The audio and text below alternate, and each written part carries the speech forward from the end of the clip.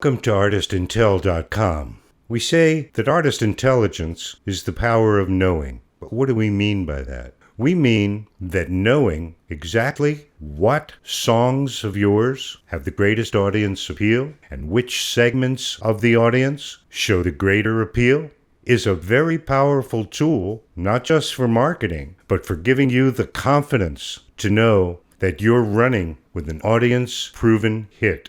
Artist Intel is the home of your music lovers survey results. Once you go in and have a look at your report, you'll see that it comes in 2 pages, ratings and ranking and demographics. Let's start with your ratings and ranking page. There you are, just what you wanted, a picture of yourself, the artist. And artist type is divided into 2 types. Either you're signed to a major recording company, or you're everybody else, and we call that indies.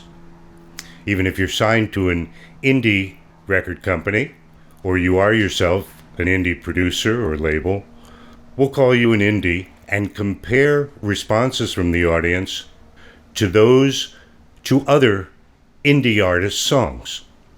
And that's very important because our norms of response are really at the heart of the power of what makes these metrics work for you. So first, let's talk about you as an artist. Familiar is the percentage of the listening audience who were familiar with your name or thought they were familiar.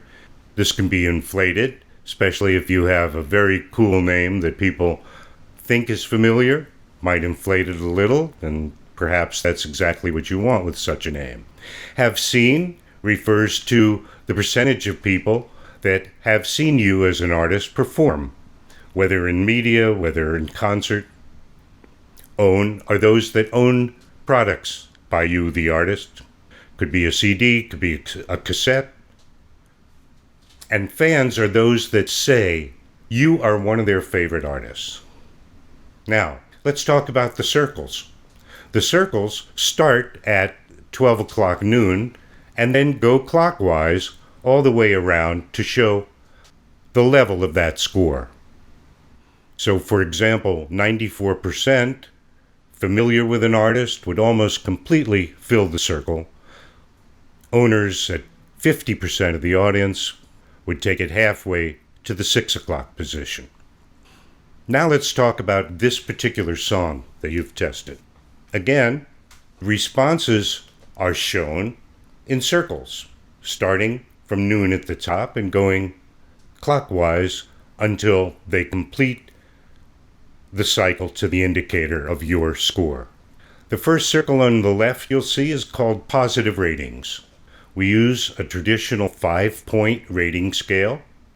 In this case, great, good, fair, poor, or awful, and take the top 2 points, those who rated the song good and those who rated the song as great, and call that the positive rating. We then take that positive rating, your score, and compare it to the average for all indie songs, indie artist songs we've tested in the past. The next measure is request intent. We ask the listener, would you request this song on your favorite station or website? Again, the response is compared to the established norms, the average, indicated in all 3 circles by the dark color on the circle. The final measure shown here is purchase intent. Purchase intent is made up of responses from those who say they will definitely or probably buy this song. We don't ask in which media. We simply ask and are being told, how much do you like this? How enthusiastic are you about this? So much so that you would buy it? The circle here shows those percentage of the audience who say they definitely will and the percentage who say they probably will. In sophisticated market research, the top point, or definitely, is considered the best indicator of real action on the part of the consumer. Let's move down in the report now. Okay, the next feature of this part of the report on the ratings and ranking page shows a distribution of the survey takers. You'll be interested to see how well spread out your respondents, as we call them, are, the listeners, across the U.S. and even outside the U.S. in various parts of the world. As an Artist Intel client, we guarantee that you'll get a balanced cross-section of U.S. listeners and U.S. population by geographic region. Aside from that, we'll make sure that audience is balanced by age groups, gender, and ethnicity to reflect the profile of music buyers. Aside from having a look at your responses in the U.S., you'll have a look at those from Music Lovers panel members distributed around the world who have also offered their opinions. The density chart shows how many opinions are collected from each geographic area of the map. Now, let's talk about this tested song versus other songs by the same artist. We're familiar with the same measures, positive ratings, request intent, and purchase intent, and now we're going to look at each song in terms of its response across each measure. The fingers of the graph, as I like to call them, will quickly point out those that have the greatest acceptance among the audience, those that are somewhere in the middle, and those that are liked least. These are indicated both by percentages and by plus and minus symbols indicating how each score compares to the average. Equal is used to indicate the average. Songs that are one click, one standard deviation above average are indicated by a plus. Those that are even higher in the range of 2 clicks above the average receive a double plus. The level of scores is also indicated by the intensity of the color shown in each graphic.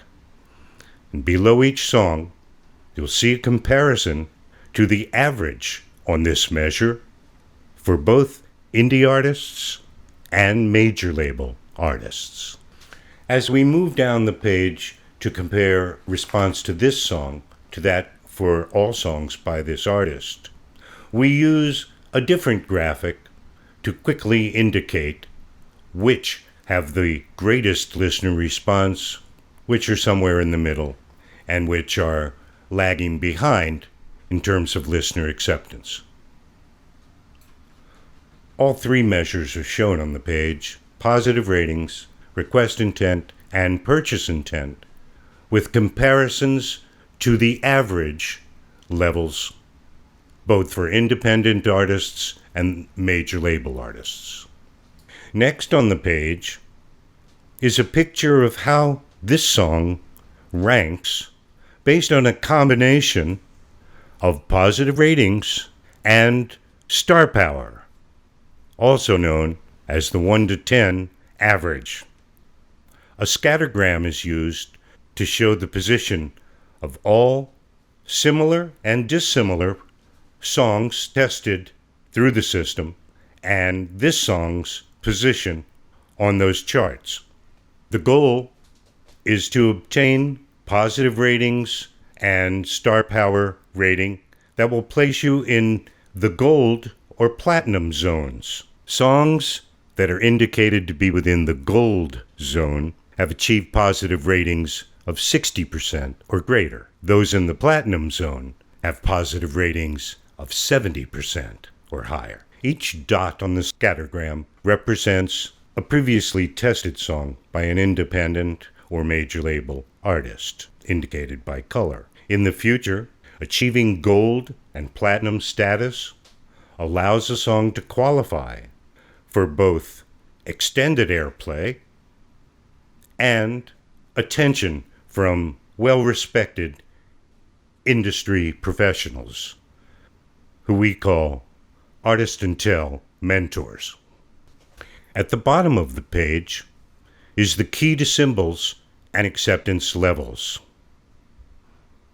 As explained there, acceptance is based on the degree to which a song rises above or falls below the average level. This is determined statistically by a combination of the mean and the standard deviation, which is, simply put, the range or circle around the mean, which constitutes the overall average. Taking the score of this song minus the mean divided by the standard deviation yields the level of acceptance, also known as a z-score or a standard score.